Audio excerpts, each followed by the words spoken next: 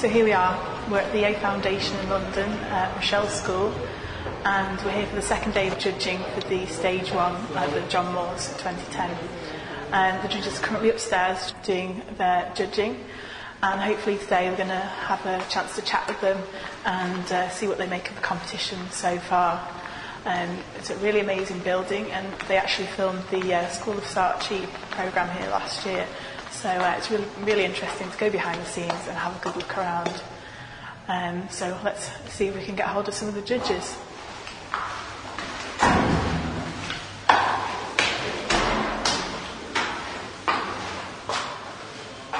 So have you had any kind of locking of horns yet, or do you feel that you sort of on the same wavelength, despite the fact, as you say, you do have quite sort of different styles? So, I mean, there hasn't been any friction. I mean, there's been the occasional raised eyebrow from one judge to the other that they said, no, I'd like that, I'd like to see that again. And if any judge has wanted to see something again, well, that's fine. And I'm going to ask you about Liverpool and see if you can dredge up any memories for us, for people who'd be interested in that from around where we're from.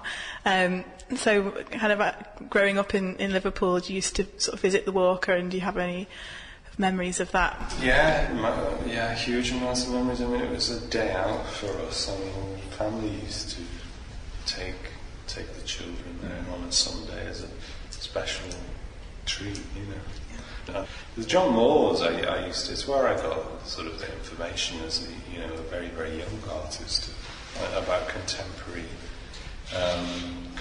work, because as far as I can remember, it was the only programme of contemporary art that was in the city at the time. That one actually gets better with the second viewing, rather than losing something. I think that gets better.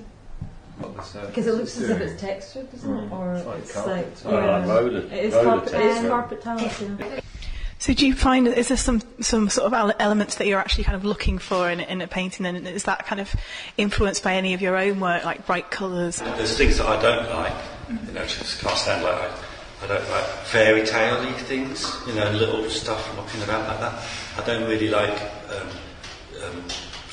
a big narrative. I don't like being the artist with the angst and all that stuff. I can't stand.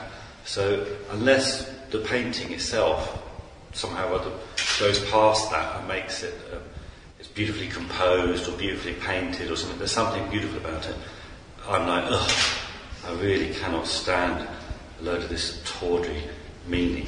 That's unbearable to me. So what sort of makes a painting stand out for you, really? Well, it has to be beautiful. It doesn't have to be beautiful. It has to be beautiful, or it has to be ugly. Things that are going on in the world at the moment, to do with like recession and things like that. Do you think there's any sort of reflection of that in any of the paintings you've seen? There's hardly any direct political ones. Sort of like a desire for childish safety, little fantasies of things being all right.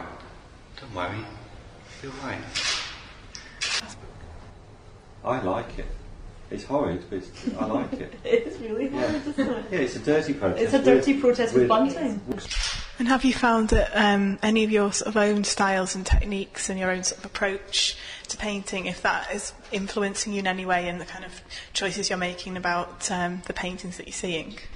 It's funny because I didn't have any preconceived ideas about what I might do when I started judging the competition, because I thought that was quite important.